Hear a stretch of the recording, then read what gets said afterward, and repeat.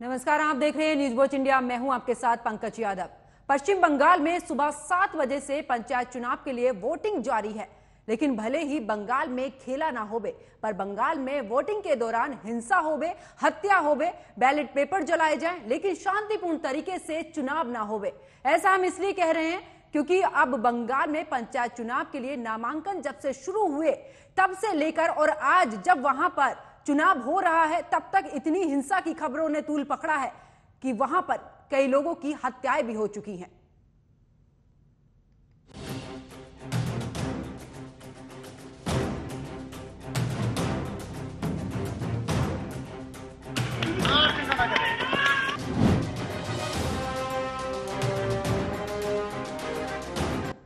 तो पश्चिम बंगाल में पंचायत चुनाव को लेकर वोटिंग जारी है। कड़ी सुरक्षा व्यवस्था के बीच भी बंगाल में वोटिंग के दौरान खून खराबा नजर आ रहा है। कहीं हिंसा हो रही है तो कहीं खुलेआम कार्यकर्ताओं की हत्याएं की जा रही हैं। इतना ही नहीं, कहीं पर तो बम इस तरीके से फट रहे हैं जैसे वोटिंग नहीं मानो वहां पर दिवाली मनाई जा रही हो। इतना ही नहीं, पोलिंग बूथ से बैलेट पेपर तक जलाए जा रहे हैं। तो कहीं पोलिंग बूथ से इस दौरान यह भी खबर निकलकर सामने आ रही है कि सेंट्रल फोर्स नहीं होने के चलते मतदान का भी बहिष्कार किया जा रहा है। इसी पर चर्चा करेंगे। मेरे साथ में कुछ मेहमान जुड़े हैं, उनका परिचय मैं आपसे करा देती हूं। टीएमसी नेता संजय चक्रवर्ती मेरे साथ में जुड़े हैं, बीजेपी नेता आशीष हांडा मेरे साथ में है और राजनीतिक विश्लेषक निरंजन पोद्दार मेरे साथ में जुड़े हैं। आप सभी मेहमानों का स्वागत है न्यूज वॉच इंडिया पर।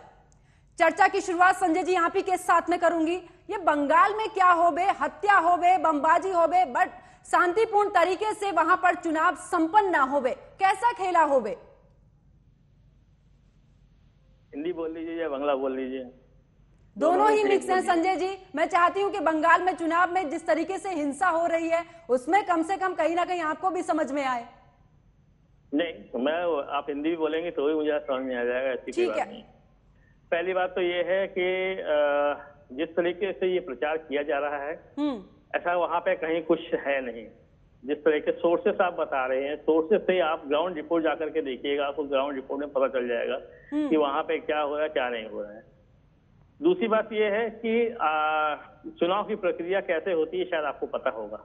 चुनाव की प्रक्रिया होती है कि जैसे जो भी लॉ एंड ऑर्डर हम लोग मेंटेन करते हैं पूरे राज्य में, जैसे ही चुनाव डिक्लेयर हो जाता है, जैसे ही उसी समय से है चुनाव आयोग के पास लॉ एंड ऑर्डर पहुंच जाता है, पुलिस प्रशासन सब पहुंच जाता है। हमने अगर किसी को कमिश्नर बना रखा तो चुनाव आयोग उस कमिश्नर से लेकर के एक हवलदार तक को ट्रांसफर कर सकता है और उसको कोई कुछ नहीं कर सकता क्योंकि वो एक स्वतंत्र संस्था है। दूसरी चीज क्या है, सेंट्रल फोर्सेस जो है भेजी गई है वहां पे सेंट्रल गवर्नमेंट की तरफ से। तो जिम्मेदारी किसकी बनती है? या तो चुनाव आयोग की बनती है या सेंट्रल फोर्सेस की बनती है कि उस चुनाव को शांतिपूर्ण ढंग से संपन्न क्यों नहीं करा पा रही है। क्योंकि राज्य सरकार के हाथ में तो चुनाव आयोग का कोई जोर नहीं है, हम कुछ कर नहीं सकते इसके बारे में। राज्य सरकार के हाथ में कुछ नहीं यहाँ पे जैसे कोई राज्य सरकार कुछ नहीं कर सकती है। राज्य सरकार कुछ नहीं, व्यवस्था को लेकर आप कह रहे हैं नहीं संजय जी, आप कह रहे हैं कि वहां पर जैसी तस्वीरें मैं बता रही हूं वैसी तस्वीरें वहां पर है नहीं। तो जो तस्वीरें निकलकर सामने आ रही हैं आप मुझे बता दीजिए कब की तस्वीरें हैं वो, अगर इस चुनाव की नहीं है तो। मैं फिर बोल रहा हूँ ना कि राज्य सरकार के इसमें कहीं कोई हाथ नहीं हो सकता ना। राज्य सरकार अगर कानून व्यवस्था राज्य सरकार के हाथ में होती तो जिम्मेदारी हमारी होती। चुनाव डिक्लेयर हो जाने के बाद चुनाव की सारी जिम्मेदारी चुनाव आयोग के पास चली जाती है।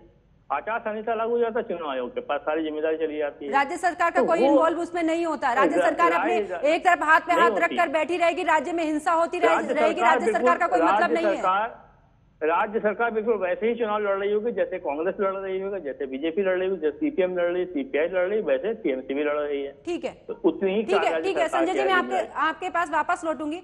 मेरे साथ में आती हूँ आशीष जी आप ही के पास में। निरंजन जी, एक राजनीतिक विश्लेषक के तौर पर आपसे पूछूंगी कि आखिरकार क्या राज्य सरकार का कोई भी इन्वॉल्व नहीं होता है? इस तरीके से राज्य में हिंसा बढ़ती रहेगी और राज्य सरकार हाथ पे हाथ रखकर बैठी रहेगी ये कहते हुए कि चुनाव आयोग की जिम्मेदारी है, केंद्र की जिम्मेदारी है। देखिए पंकज, आपको मैं बताना चाहता हूँ जिस तरीके से पश्चिम बंगाल की हम बात करें तो जब वहां पे कम्युनिस्ट शासन हुआ करता था, 35 वर्षों का कम्युनिस्ट शासन था, उसके अंदर पश्चिम बंगाल के अंदर एक ऐसी परिपाटी चल पड़ी कि जहां जब भी वहां पे चुनाव होते हैं, यानी छोटे जब चुनाव होते हैं तो बहुत ज्यादा होता है और जब बड़े चुनाव होते हैं थोड़ा सा कम मात्रा के अंदर ये चीज होती है, लेकिन जब भी वहां पे चुनाव होते हैं वहां पे रक्त रंजित जरूर होता है, और वहां पे जिस तरीके से बमों से होली खेली जाती है या कारतूसों से या देसी बमों से होली खेली जाती है, ये चाहे कोई कुछ भी कहे। और आप एक बात बताइए, अगर कोई व्यक्ति इसके ऊपर अगर इनको लांछित करेगा, अगर पश्चिम बंगाल को कोई ये कहे कि पश्चिम बंगाल को लांछित करना चाह रहे हैं या उनके ऊपर उनको बदनाम करना चाह रहे हैं, तो मुझे एक बात बताइए, क्या पश्चिम बंगाल की जनता नहीं जानती इस चीज के बारे में? अगर मैं मान लीजिए किसी चीज का झूठा आरोप लगा रहा हूं, पश्चिम बंगाल की जनता को तो पता ही है कि वहां पे बम नहीं चलते, तो फिर उसको फर्क क्या पड़ता है? क्योंकि बाकी देश के अंदर तो टीएमसी का यहाँ पे कोई फर्क, बाकी देश या बाकी राज्यों में तो टीएमसी के ऊपर कोई फर्क नहीं पड़ता, क्योंकि बाकी राज्यों में टीएमसी का कोई जनाधार नहीं है। और पश्चिम बंगाल के अंदर अगर झूठ बोला जा रहा है तो वैसे फर्क नहीं पड़ना चाहिए। लेकिन वास्तविकता ये है कि जो विजुअल्स आ रही है, और जैसे कल कुछ टीवी चैनल्स ने वहां पे स्टिंग ऑपरेशन की भी आपके सामने दिखाई है, जो आपने और हमने देखा किस तरीके से लोगों ने देसी बमों की वहां पे फैक्ट्रियां चला रखी है, किस तरीके से देसी बमों की और देसी हथियारों की वहां पे मंडियां लगी हुई हैं। तो ये किसी से चीज छुपी थोड़ी है। कल वो मैं देख रहा था एक स्टिंग ऑपरेशन के अंदर, वो बता रहा था जो बम की फैक्ट्री बनाने वाला है, वो कह रहा था कि भाई मैं ये जो निकाय चुनाव है या ये जो लोकल बॉडी के चुनाव है, इनके अंदर मेरे पास 3000 बमों का ऑर्डर आ गया है और बहुत ज्यादा हमारे पास एडवांस ऑर्डर पड़ा हुआ है। तो ये किस लिए बनाए जा रहे हैं बापू जी, एक बात बताइए। और ये जो कह रहे हैं कि भाई जैसे चुनाव आयोग के अंडर में सारा चला जाता है, देखिए इस चीज को आप भी जानते हैं और इस चीज को हम भी जानते हैं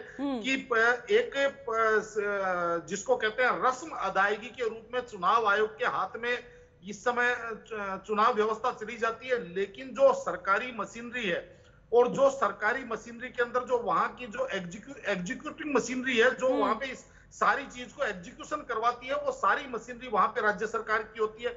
और राज्य सरकार की कुछ चुनावों तक तो चुनाव आयोग की उसके ऊपर वो चलेगी, लेकिन उनको पता है कि भाई चुनावों के बाद में तो हमारे को इसी राज्य सरकार से फेस करना है। इन्हीं लोगों से हमारे जो आका है या यही हमारे जो राजा है या यही जो हमारे जो प्रशासक हैं, इन्हीं से हमारे को आगे जाकर के अपना काम चलाना है। तो इसलिए कोई 15 दिन के लिए ऐसा नहीं हो सकता कि भाई आप सत्ताधारी दल से विमुख हो जाएंगे। तो ये सारी जो चीजें हैं इनको भी समझ में आ रही है, क्योंकि निरंजन जी जिम्मेदारी से नहीं भाग सकते। 10 सेकंड पंकज, बिल्कुल 10 सेकंड पंकज, हाँ, ठीक, बिल्कुल। लेकिन वेदना क्या है? वेदना ये है कि जिस कम्युनिस्ट शासन के अंदर जिन मुद्दों को लेकर जो राजनीतिक हिंसा थी या जो प्रतिद्वंदी उनका दमन था, उनको लेकर जो ममता बनर्जी ने अपना एक राजनीतिक सफर शुरू किया था और अपनी पार्टी खड़ी की थी जिस चीज के खिलाफ में, आज ममता बनर्जी भी उसी परिपाटी की पोषक हो गई है। तो ये जो चीज है ये एक वेदनादायक है, मेरा ये मानना है पंकज। बिल्कुल ठीक है संजय जी, आपसे जवाब लूंगी, लेकिन एक एक प्रतिक्रिया सबसे लेती चलूं। आशीष जी, टीएमसी का कहना है कि केंद्र के अधीन आता है और चुनाव आयोग के अधीन आता है, आपसे ही नहीं संभल पाया बंगाल, ये आरोप है। पंकज जी, सबसे पहले तो आपको, मेरे को, पैनलिस्ट को, आपके सभी दर्शकों को भारतीय जनता पार्टी की तरफ से मेरे यानी डॉक्टर आशीष का प्यार भरा नमस्कार, और सभी पीड़ितों को और सभी मृतकों और उनके परिवारों को हार्दिक दिल से संवेदनाएं। देशशर्म पार्टी के बेशर्म और निर्लज तरीके से जिस तरह से उनके प्रवक्ता ने अभी अपना पक्ष रखा, उसको सुन के मैं ही नहीं बंगाल की पूरी जनता शर्मसार होगी कि वो व्यक्ति विशेष जिसको पूरी बंगाल की जनता दीदी कहती है, आज वो किस तरीके से वो और उसकी पार्टी किस तरह से पल्ला झाड़ रहे हैं। जो जीत की भूखी और लोगों के खून की प्यासी इस समय हो रखी है, ऐसी पार्टी जिसका रक्त चरित्र टीएमसी का पूरे देश ने एक बार नहीं अनेकों बार देखा है, जहां पे 32 मौतें हो गई हो पिछले 30 दिन के अंदर, सिर्फ चुनावी प्रक्रिया डिक्लेयर होने के बाद, जहां पे आज के दिन में अब तक की अनाउंस 13 डेथ हो चुकी हो, जहां पे पिछले 1 घंटे में 4 मौतें डिक्लेयर्ड हो चुकी हो, जिनमें से 2 बच्चे अभी क्रिटिकल हैं, 4 साल का बच्चा और 7 साल का बच्चा, और उसके बाद उस निर्लज पार्टी के बेशरम नेता आके यहाँ कहते हैं कुछ ऐसा हुआ ही नहीं। मालूम नहीं उनका दिल किस तरह से संवेदना और वेदना दोनों से रहित हो चुका है कि मैं सच में सोचता हूं कि वेस्ट बंगाल की जनता इस समय खुद को ठगा हुआ महसूस नहीं कर रही है। वो शर्मसार है कि हमने किस पार्टी को चुनाव देके यहाँ पे अपने पे राज्य करने के लिए बुला लिया, क्योंकि असल में 2018 के इलेक्शन में जहाँ पे 34% सीटों पे वो अनडिस्प्यूटेड और अनकंटेस्टेड चुन के आए थे, वही चीज को रिपीट करना चाहते हैं। इसलिए बम हो, क्रूड बम हो, या बैलेट बॉक्सेस लूटे जाने हो, हर तरह की गुंडागर्दी अपनी चरम पे है। और उसके बाद उसके नेता आके कहते हैं यहाँ पे तो कुछ हुआ ही नहीं। दुनिया भर के मीडिया चैनल सुबह से सच्चाई दिखाने का बिल्कुल, क्योंकि आशीष जी बता देती हूँ कि मौतों का जो आंकड़ा आज ही की बात करूं तो 8 से भी ज्यादा का होने को चला है। वहां पर 8 मौतें हो चुकी है सुबह से 7 बजे से लेकर अब तक की बात की जाए। मैडम अब तक 13 मौत हो चुकी है। बिल्कुल, मैं अभी न्यूज चैनल पैरेलल देख रहा था, मैं नाम नहीं लूंगा आपके ऊपर, लेकिन कई न्यूज चैनल ये दिखा रहे हैं अब तक 13 मौत आज सुबह से अब तक हो चुकी है। 4 मौत तो पिछले ठीक है आशीष जी, आपके पास वापस लौटूंगी। आशीष जी, संजय जी, जिस चीज को लेकर आप बोल रहे थे कि ऐसा कुछ नहीं है, वहां पर हिंसा नहीं है, टीएमसी के ही 6 कार्यकर्ताओं की मौत हुई है ना, आज मानते हैं ना उस चीज को? आप तस्वीरों से कैसे नकार सकते हैं? देखिए, मैं पहले तो बीजेपी के प्रवक्ता को बता दूं कि जबान संभाल करके ये बात करें। ये जो है कि हम यहाँ पे बेइज्जती कराने के लिए नहीं बैठे हैं, अपना अपमान कराने के लिए नहीं बैठे हैं। तो इनसे कहिएगा कि ये जवान संभाल करके बात करें। वेस्ट बंगाल में मारे जा रहे हैं, मर्यादा में रह के बिल्कुल संजय जी, आशीष जी, मर्यादा में रह के मैं चाहूंगा आप तीनों मेहमानों से मर्यादा में रह के आप लोग सवाल जवाब करिए। नहीं, आप शब्द संजय जी, किसी को भी मैंने यहाँ पर इसलिए नहीं बुलाया कि उसकी बेइज्जती हो। मैं यहाँ पर मुद्दे की बात कर रही हूँ, यहाँ जनता के मुद्दे की बात कर रही हूँ। मैं तीनों से आग्रह करती हूँ कि कृपया करके कृपया करके आप लोग अमर्यादित शब्द ना बोले, मर्यादा में रहकर चर्चा को, क्योंकि संजय जी, आशीष जी, समय इतना नहीं रहता है चर्चा में कि मैं पूरी बात कर पाऊं। अगर आप इस तरीके से इसी में उलझेंगे तो जो मुद्दा मैं लेके आई हूं उस मुद्दे पर चर्चा करने का क्या मतलब रह जाता है? संजय जी, आप जवाब दीजिए। और ये पूरी चर्चा मर्यादा के बीच में ही होनी चाहिए, कोई भी अपशब्द या अमर्यादा की चीजें बीच में नहीं आनी चाहिए। तीनों मेहमानों से मेरा आग्रह है। संजय जी, अपनी बात पूरी कीजिए। मैं इनको ही आईना दिखाता हूँ। ये बड़े बेशरम नेता और इस तरह के इस्तेमाल कर रहे थे। ये मणिपुर के बारे में माँ क्यों नहीं बोलते? मोदी जी, माँ से मोदी, संजय जी, मणिपुर की चर्चा नहीं कर रही हूँ। संजय जी, मणिपुर की चर्चा नहीं कर रही हूँ मैं। बिल्कुल, मैं इस देश का नागरिक हूँ, मेरे को हक है कि मैं उसके बारे में बात करूँ। आशीष जी सुन लीजिए ना, आशीष जी बीच में नहीं। आपके डबल इंजन की सरकार। आशीष जी, मैंने अभी भी बोला समय ज्यादा नहीं रहता है, इसीलिए। और संजय जी सुनिए, संजय जी मेरी बात आप सुनिए। मैं बाकी राज्यों की बात नहीं कर रही हूँ, आज मेन मुद्दा है मेरा बंगाल पर। मुझे बंगाल पर ही चर्चा चाहिए। मैं नहीं चाहती आप तीनों मेहमानों से कि मुद्दे को भटकाया जाए। मुद्दा बंगाल का है, बंगाल की जनता का है, वहां की हिंसा का है, उस पर सीधा जवाब दीजिए। बाकी जगह की मैं जब चर्चा करूंगी तब मैं आपको बुलाऊंगी। मैं उस चर्चा में नहीं बुलाया जाता है, इसीलिए मुझे इनको बताना जरूरी था। इनको आईना दिखाना बहुत ज्यादा जरूरी था, क्योंकि बेशर्मी वहाँ पे भी होती है बहुत ज्यादा। 32 मौतों के बाद आप कहते हैं कुछ नहीं हुआ। आशीष जी सुन लीजिए। अब आशीष जी, आपके बीच में संजय जी नहीं बोल रहे थे। आशीष जी, आपके बीच में संजय जी नहीं बोल रहे थे। संजय जी बोलिए। आप आंकड़ा दीजिए, 32 मौतों का आंकड़ा दीजिए मुझे।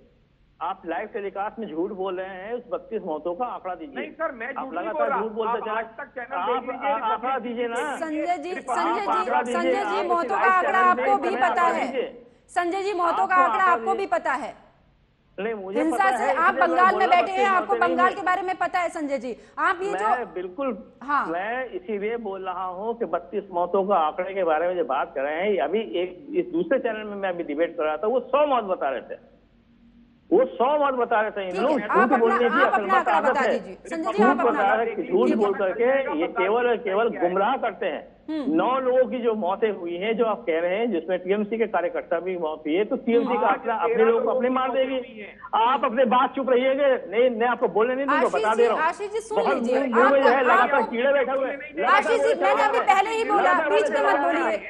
आशीष जी चले जा रहा है, एक शब्द नहीं बोले दूंगा आपको। आप बोल के दिखाइए इस बार, आप बोल के दिखाइए इस बार, बोलने लायक है, बोल के दिखाइए आप बोलिए इस बार। संजय जी, आशीष जी, मैं बार बार आपसे आग्रह कर रही हूँ, एक एक करके बात रखिए। आपको समझते हैं, आपके पास मुद्दे हैं, मेरे पास मुद्दे नहीं है। अरे आपका पूरे देश भर का मुद्दा गिना दूंगा, अभी शर्मसार हो जाएंगे आप, भाग जाएंगे। संजय जी, आशीष जी, मैं नहीं चाहती हूँ अपनी चर्चा में कि मैं आप दोनों की आवाज को म्यूट कराऊं। मैं चाहती हूँ आप दोनों एक एक करके अपनी बात रखिए। और आशीष जी, जब आप बोल रहे थे, संजय जी बीच में नहीं बोल रहे, तो कृपया करके मेरी तरफ तरफ से मैं आपसे कृपया करके बोल रही हूं कि आप संजय जी की बात सुनिए, जब मैं आपके पास आऊंगी तब आप अपनी बात रखिएगा। मैं एक एक करके सबसे आप लोगों की प्रतिक्रिया ले रही हूँ। संजय जी जल्दी से बात पूरी कीजिए, क्योंकि इस तरीके से आप दोनों बात करें समय निकलता जा रहा है। देखिए, पहली बात तो मैं फिर वही बता रहा हूँ कि कोई भी कार्यकर्ता मरता है, किसी का भी मरता है, पहले इंसान मरता है, कार्यकर्ता बाद में होता है।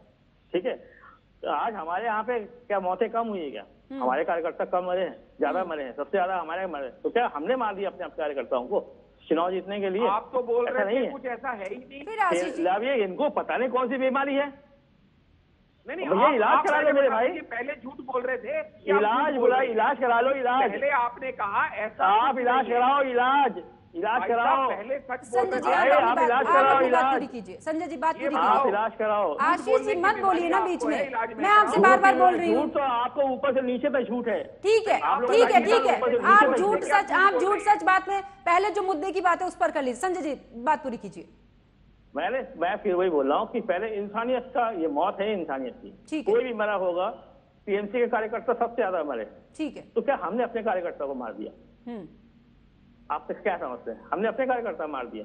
आप ही ने अभी बताया ना, टीएमसी के 5 कार्यकर्ता टीएमसी के मरे। तो क्या हमने 9 में से 5 हमने मार दिए? हमने मारे हैं। हम अपने घर के लोगों को मार देंगे? क्यों मार देंगे भाई? संजय जी बात उस पर नहीं है, हिंसा हो रही है, पूरे राज्य की हिंसा है ना वो। तो एक समझिए इस चीज को, ये क्रोनोलॉजी को समझिए। ठीक है, इस क्रोनोलॉजी को समझिए कि अगर किसी ने हमारे लोगों को मारा है तो हमने नहीं मारा होगा, किसी बाहरी ने मारा होगा, जिसको इसका चुनाव का फायदा होता होगा। ये पता नहीं इसको क्या बीमारी है भाई, तो बिल्कुल लाइलाज है। क्रोनोलॉजी को आप समझिए। कोई भी आप, अरे मेरे भाई, ठीक है, आप बोल करके दिखाओ। अच्छा, अब आप बोल करके दिखाओ, मैं कितनी बार टोकता हूँ। संजय जी नहीं, इस तरीके से चर्चा नहीं। टाइम आएगा, मैं आपको बोलने ही नहीं दूंगा। आप दोनों, मैं फिर वही बोल रही हूँ, मुझे आप दोनों की आवाज म्यूट करानी पड़ेगी। मैं नहीं चाहती चर्चा में आप दोनों अपनी बात निष्पक्ष तरीके से रखें। मैं नहीं चाहती आप दोनों की मुझे आवाज म्यूट करानी पड़े, इसलिए कह रही हूँ समय नहीं है, जल्दी से। मैं तो बीच में बोलता नहीं। ठीक है, मैं भी संजय जी उनसे बोल रही हूँ। आप समझ ही नहीं रहे हैं चर्चा को। अरे मैंने बोलना शुरू किया तो आप बोल ही नहीं पाएंगे, भाग खड़े होंगे। ठीक है संजय जी, अपनी बात। आशीष जी बोलना शुरू करूंगा तो। आशीष जी अब आप शांत रहिए, बात पूरी सुनिए। मैं आप ही के पास आ रही हूँ। क्या महाराष्ट्र से लेकर मणिपुर तक पीसीआर संजय जी, पीसीआर बना रखा ना, आवाज म्यूट करिए। देश देख रही है, 70,000 करोड़ का पहले इल्जाम लगाते हैं, उसके बाद उसको। संजय जी जल्दी से अपनी बात पूरी कीजिए। 5 दिन के अंदर इंतजार नहीं करते, तो आपने जो हालत देश की कर रखी है वो देश देख रहा है, और वो आपको उसका जवाब आपको मिलेगा। आप केवल टीएमसी ठीक है, लेकिन संजय जी अब आपके लिए एक, संजय जी अब आप मेरी बात सुनिए। वहां पर लगातार 1 महीने के आसपास की बात हो चुकी है। लगातार जब से नामांकन शुरू हुआ है हिंसाएं हो रही हैं वहां पर, इतनी ज्यादा मौतें वहां पर हो चुकी हैं बंगाल में। तो क्या राज्य सरकार का थोड़ा सा भी दायित्व नहीं बनता है कि वहां पर कोई एक्शन लिया जाए?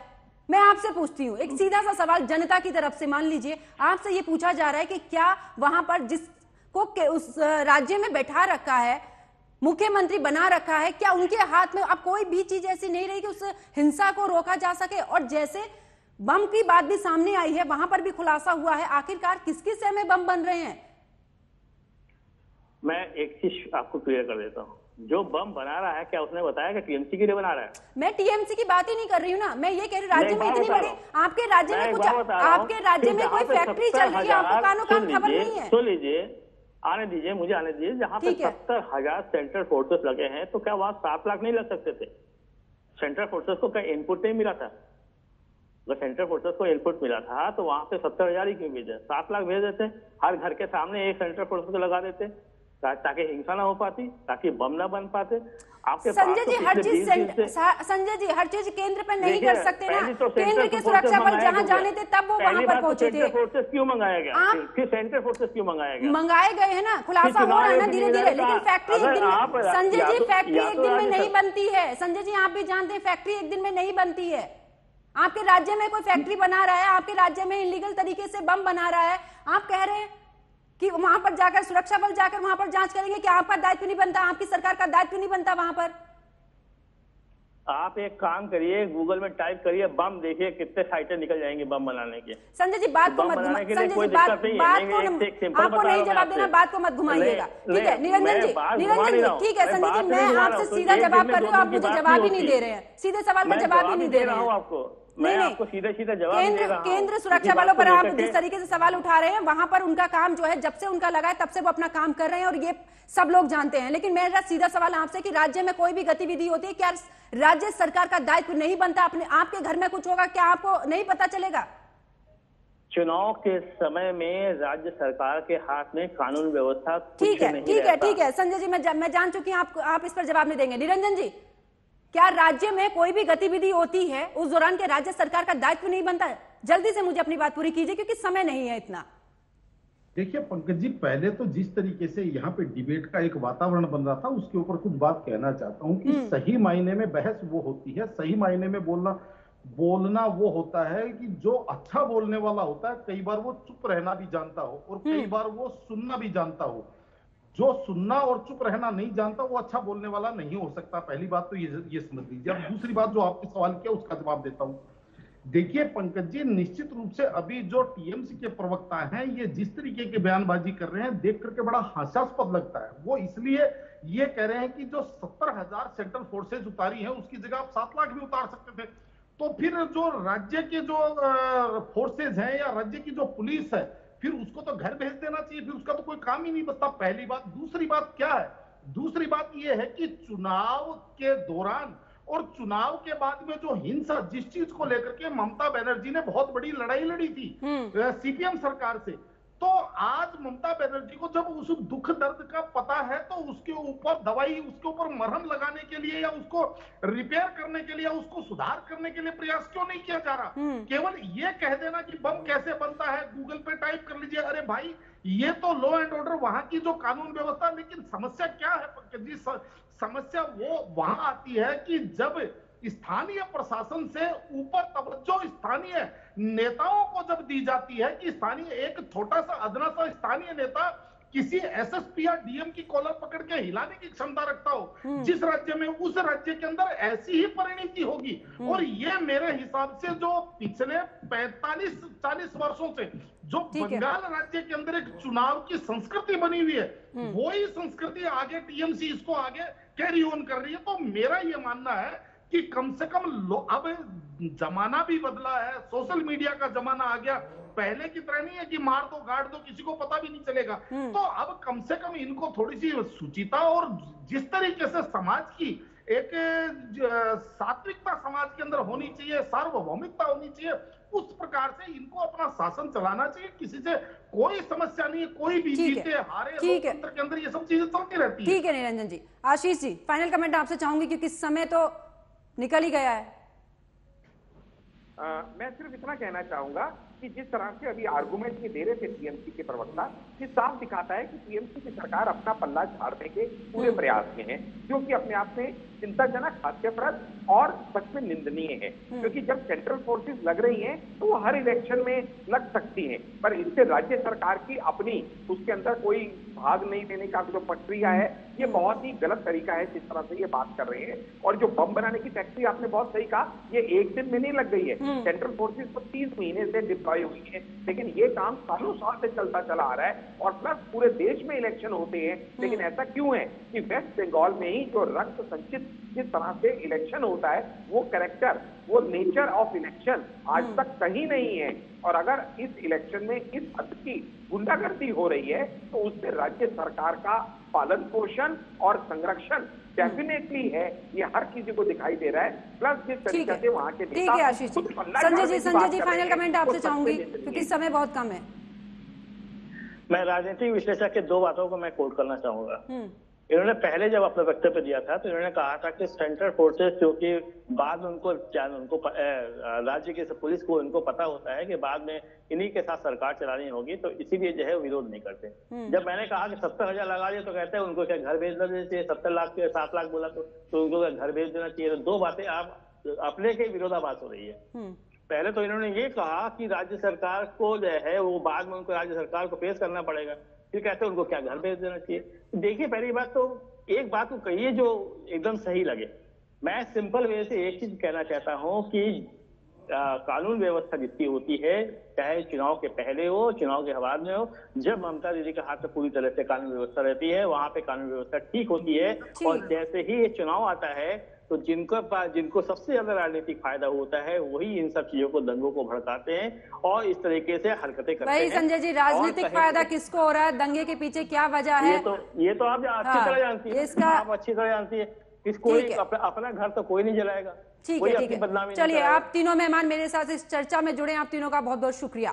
तो पश्चिम बंगाल में जिस तरीके से आज पंचायत चुनाव के लिए वहां पर वोटिंग हो रही है, तो इतना ही नहीं, वहां पर हिंसा की खबरों ने भी तूल पकड़ा हुआ है। लगातार एक के बाद एक वहां पर चाहे हत्या की खबरें सामने निकल कर आ रही है। अगर कुल मिलाकर अभी की बात की जाए तो कुल मिलाकर 9 कार्यकर्ताओं की इस दौरान अलग अलग पार्टियों के हत्याएं वहां पर हो चुकी हैं। इतना ही नहीं, बमबाजी तो वहां पर इस तरीके से हो रही है जैसे मानो कि वहां पर दिवाली मनाई जा रही हो। लेकिन सवाल यही है कि आखिरकार 1 महीने के करीब का ये समय बीत चुका है और आज वहां पर मतदान है, लेकिन इस दौरान हिंसा की खबरों पर कोई भी लगाम लगती नजर नहीं आई है। एक दूसरे पर आरोप प्रत्यारोप सभी पार्टियां लगा रही हैं। टीएमसी का वहां पर राज है। टीएमसी का कहना है कि ये तो चुनाव आयोग के अधीन आता है। वहीं अगर बात दूसरी पार्टियों की करें तो उनका साफ तौर पर कहना है कि कहीं ना कहीं राज्य सरकार का भी दायित्व बनता है कि वहां पर हिंसा हो रही है उस पर कहीं तो लगाम लगाई जा सके। लेकिन सिर्फ आरोप प्रत्यारोप के अलावा वहां पर कुछ नहीं हो रहा है। वहां पर सिर्फ वोटिंग के दौरान जनता ही की स्थिति नजर आ रही है। मेरे साथ फिलहाल इतना ही। आप देखते रहिए न्यूज वॉच इंडिया। नमस्कार।